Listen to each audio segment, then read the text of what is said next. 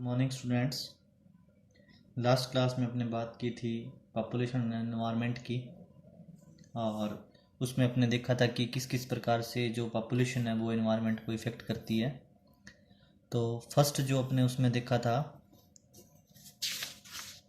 जनसंख्या का कृषि भूमि पर दबाव। ठीक है, आज अपने बात करते हैं शहरीकरण की, अर्बनाइजेशन की।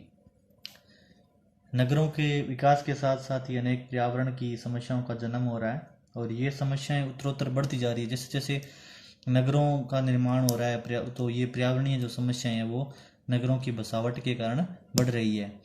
ठीक है, वास्तव में नगरीकरण और पर्यावरण प्रदूषण एक दूसरे के पर्याय हो गए हैं। नगरीकरण का प्रभाव पर्यावरण पर अत्यधिक पड़ रहा है, विशेष रूप से उसे अवकर्षित करने में इसकी अधिक भूमिका है। मतलब उसको जो नुकसान पहुंचाने में अधिक भूमिका अर्बनाइजेशन का विशेष इंपॉर्टेंस है। ये अपने मुख्य फैक्टर के रूप में काम कर रहा है। तो अर्बनाइजेशन से क्या हुआ कि जो एग्रीकल्चर किस किस प्रकार से हुआ है। फर्स्ट जो है इसमें कृषि भूमि की कमी, लैक ऑफ एग्रीकल्चर लैंड।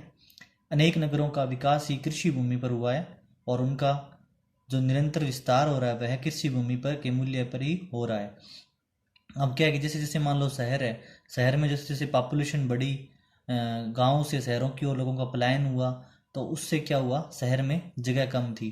तो जो कॉलोनाइजेशन हुआ, जो आपके डिफरेंट डिफरेंट टाइप की जो कॉलोनीज बनी, तो वो क्या है कि एग्रीकल्चर लैंड को कन्वर्ट किया गया। तो उससे जो एग्रीकल्चर जो लैंड है, खेती की जो जो कृषि भूमि है वो कम होने लग गई।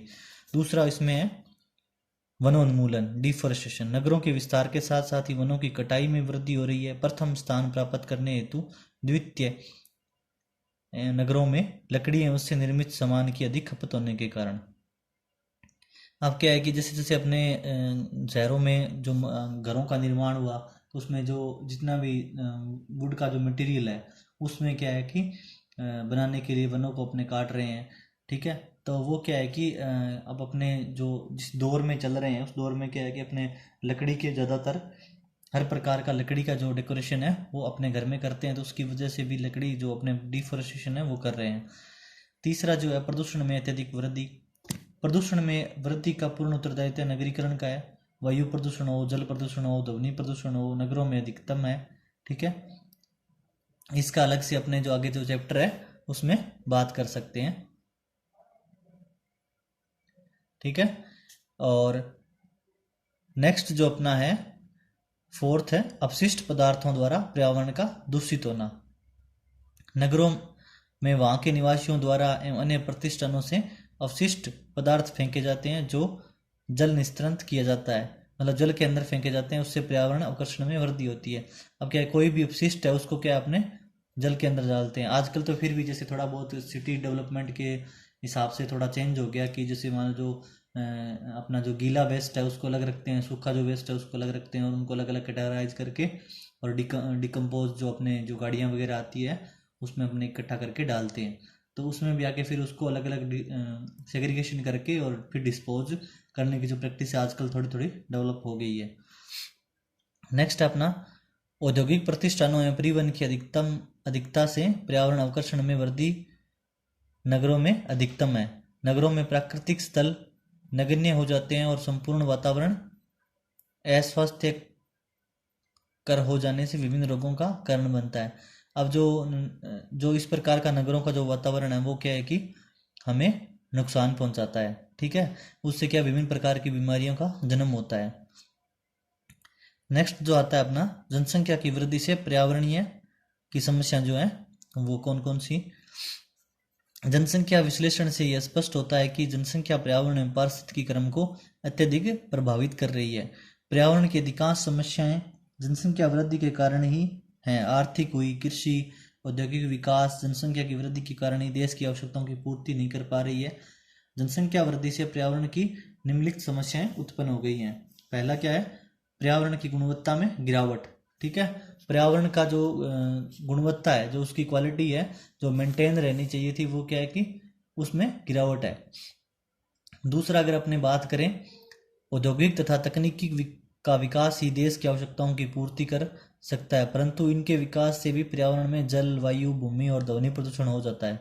ठीक है, अब जो भी जितनी इतनी बड़ी पॉपुलेशन है तो उसको अगर हम उनके जो रिक्वायरमेंट की जो एसेंशियल चीज़ें हैं उनको बनाने के लिए हम फैक्ट्रीज और औद्योगिकरण का जो सहारा लेते हैं, उससे क्या है, उससे भी प्रदूषण हो रहा है, तो वो भी पर्यावरण को हानि पहुंचा रहा है। तीसरा जो है अपना जनसंख्या जनसंख्या की वृद्धि से जीवन स्तर भी गिरता है और आर्थिक स्तर भी नीचा हो जाता है। ठीक है, फोर्थ है अपना भोजन तथा खाद्य पदार्थों की गुणवत्ता भी प्रभावित होती है। फिफ्थ है अपना कृषि के उत्पादन के लिए रासायनिक खादों का उपयोग करने से कृषि के पौधे की बीमारियों के लिए दवाओं का प्रयोग भी पर्यावरण में प्रदूषण करता है, अनेक प्रकार की बीमारियां फैलती हैं। जो अपने हरित क्रांति से लेके जब तक जो कर रहे हैं पेस्टिसाइड वगैरह, फर्टिलाइजर वगैरह, जो प्रोडक्शन बढ़ाने के लिए, क्योंकि पॉपुलेशन बढ़ी वैसे वैसे अपने को खाने के लिए जो खाद्यान्न है उनकी आवश्यकता अधिक थी, पहले कम था, तो उसके लिए अपने जो चीज़ें यूज़ की हरित क्रांति के थ्रू, वो भी क्या है हमें आज परिणाम दे रही है कि विभिन्न प्रकार की जो बीमारियां हैं वो फैल रही है। नेक्स्ट है अपना सिक्स्थ, जनसंख्या वृद्धि से नगरीकरण अधिक होता है, अर्थात नगरों तथा कस्बों का विस्तार होता है, जिससे जल प्रदूषण, वायु प्रदूषण, ध्वनि प्रदूषण, भूमि प्रदूषण अधिक होता है। ठीक है, सेवंथ नंबर है उच्च शिक्षा की सुविधाओं में भी कमी आती है, क्योंकि जिस गति से जनसंख्या में वृद्धि हो रही है उस गति से शिक्षा की सुविधाओं में वृद्धि नहीं हो पा रही। विद्यालयों, महाविद्यालयों तथा विश्वविद्यालयों पर जनसंख्या का दबाव दिन प्रतिदिन बढ़ रहा है। इसके अतिरिक्त व्यावसायिक तथा तकनीकी संस्थाओं द्वारा अपेक्षाकृत अधिक दबाव बढ़ रहा है। उसके कारण छात्रों में असंतोष बढ़ रहा है, अनुशासनहीनता बढ़ रही है। ठीक है, जो पॉपुलेशन बढ़ रही है तो क्या है कि सबको पढ़ाने के लिए, सबको करने के लिए अपने को अलग अलग बहुत सारी संस्थाएं चाहिए, बहुत सारे स्कूल चाहिए, बहुत सारे कॉलेजेस चाहिए, तो ये सारी चीज़ें क्या है कि अगर किसी को नहीं मिल पाती है तो उनमें क्या है असंतोष और अनुशासनहीनता बढ़ती है।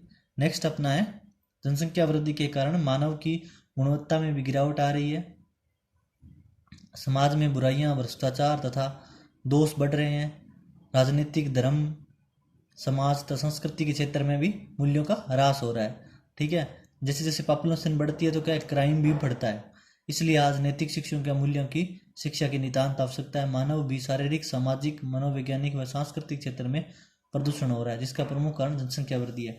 जो अपने जो नैतिक मूल्य हैं, अपने जो जिम्मेदारियां हैं, जो सांस्कृतिक अपनी जो अपने को जो संस्कार दिए गए हैं, उनमें भी धीरे धीरे क्या गिरावट आ रही है। कारण क्या है कि आजकल जितनी भी पॉपुलेशन बढ़ रही है तो आपसी जो मेल जोल का जो शिष्टाचार का जो तरीका था, जो पहले लोग आपस में रहते थे, उस प्रकार का आजकल माहौल नहीं है, तो चेंज हो रहा है। ठीक है, तो ये सारी चीज़ें क्या है कि जनसंख्या वृद्धि के कारण ही हो पा रहा है। जब भी जनसंख्या में वृद्धि होती है तो उसे रहने के लिए भूमि, कृषि, पशुपालन एवं अन्य सामाजिक कार्यों के लिए स्थान की आवश्यकता होती है। इसके लिए वह वनों को साफ करता है, वन्य जीवों को मारता है, बांध बनाता है, नहरें, सड़कें, रेल मार्ग बनाता है, उद्योगों की स्थापना करता है, संसाधनों का अधिकतम शोषण करने लगता है। वैज्ञानिक और तकनीकी विकास से यह अजैविक वातावरण को भी अत्यधिक प्रभावित करता है, जो निम्नलिखित रूपों से दृष्टिगत होता है। पहला क्या है, मृदा का अधिक अपरदन एवं अन्यत्र जमाव। ठीक है, दूसरा है मृदा की प्राकृतिक, रासायनिक व जीवाणु संरचना में परिवर्तन, भूमिगत जल की मात्रा एवं उत्तमता में परिवर्तन। ठीक है, नेक्स्ट है आपका ग्रामीण क्षेत्रों की जलवायु में सीमित एवं नगरीय क्षेत्रों की जलवायु में अत्यधिक परिवर्तन। नेक्स्ट है जीव जंतुओं एवं वनस्पति की अनेक प्रजातियों का लुप्त होना। ठीक है, इस कारण ये जनसंख्या वृद्धि हुई है, उसके कारण ये परिणाम आ रहे हैं। जनसंख्या का दबाव जैसे जैसे पर्यावरण पर अधिक होता जा रहा है, वह पर्यावरण का अधिक शोषण करने लगता है और पारिस्थितिकी तंत्र को उतनी ही अधिक हानि होने लगती है। ठीक है, इस प्रकार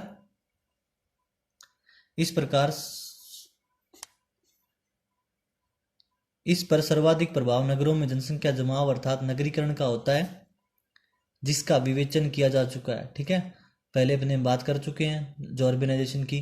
ठीक है, संक्षेप में जनसंख्या का पर्यावरण में पारिस्थितिकी पर प्रभाव निम्नलिखित रूपों से दृष्टिगत होता है: वनोन्मूलन, कृषि विस्तार, भूमि का अधिक उपयोग, उर्वरा शक्ति में कमी, जीव जंतुओं का विनाश, जल आपूर्ति में कमी, पर्यावरण प्रदूषण, जल, वायु, शोर, भूमि प्रदूषण से भी उत्तरोत्तर वृद्धि, जलवायु में क्रमिक परिवर्तन, संसाधनों के शोषण में वृद्धि आदि।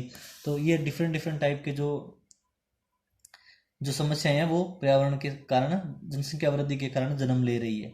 ठीक है, और जनसंख्या वृद्धि के कारण अपने नेक्स्ट क्लास में डिस्कस करेंगे। Thank you.